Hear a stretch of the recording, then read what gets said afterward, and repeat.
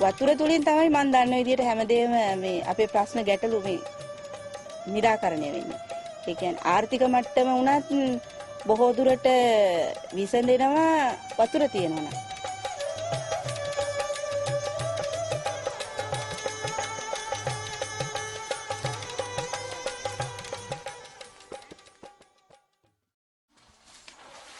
Women crowd around the well in a village in north-central Sri Lanka.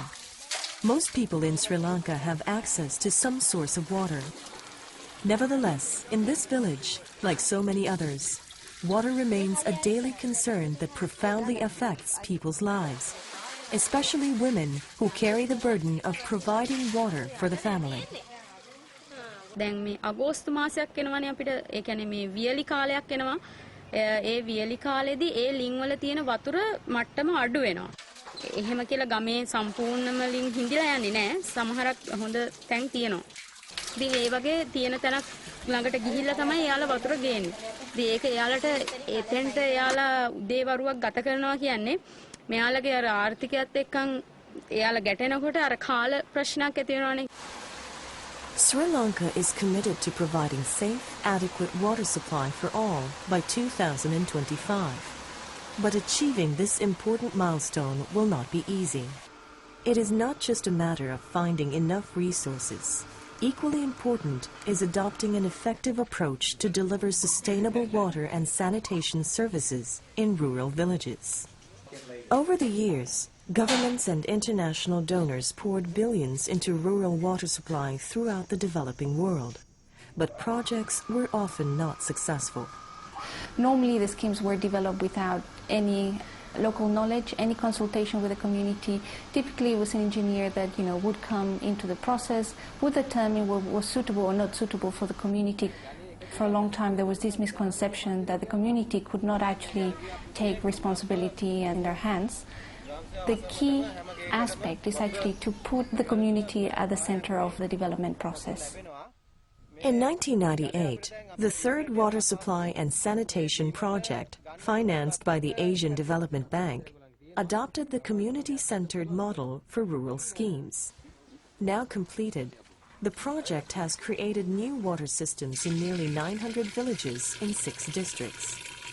Based on the results, the model has since been mainstreamed in other rural water projects in Sri Lanka. Under the new approach, the role of the community changed from passive beneficiaries to active participants and partners in the development process.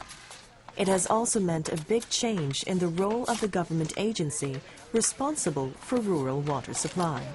මම හිතන්නේ පහුගිය අවුරුදු දෙක තුනේදී අපිට තේරුම් ගත්තේ මෙම ක්‍රියාවලිය යම්කිසි අපේ පහසුකම් සපයන්නේක් හැටියට අපේ උදව්වක් දුන්නොත් එය කිසිම ප්‍රශ්නයක් නැතුව ප්‍රජාවට පාලනය කරගෙන යන්න පුළුවන් වෙයි කියලා. අපි ඒකට යෝජනා ක්‍රම ක්‍රියාත්මක කරන ප්‍රජාව අමතක නොකර අපි ඒ දිහා බලාගෙන හිටියොත් අඩුතරමේ මෙය ඊට සාර්ථකව ක්‍රියාත්මක කරන්න පුළුවන් වෙයි කියලා. I feel that most of the water board employees are now community focused. They want what the consumers are thinking about. It is not, again, them and us. They are now talking about business models. They're talking about what the consumers want. They actually started talking to the consumers. The community-centered schemes involve a number of steps in a project cycle lasting about 2 years, from engagement and design to construction and operation of the new systems, which are owned by the community. The starting point is to learn about the water problems and priorities of the community. In other words, to determine consumer demand for a new water system. Villagers who decide to join the scheme form a water users association. This group will decide on the kind of water system members want and are willing to pay for. Before any village scheme is started, the water users group must agree to contribute no less than 20% of the cost through a mix of cash and labor. Community engagement is the longest and most crucial part of the project. Partner organizations, usually NGOs, assist in the process.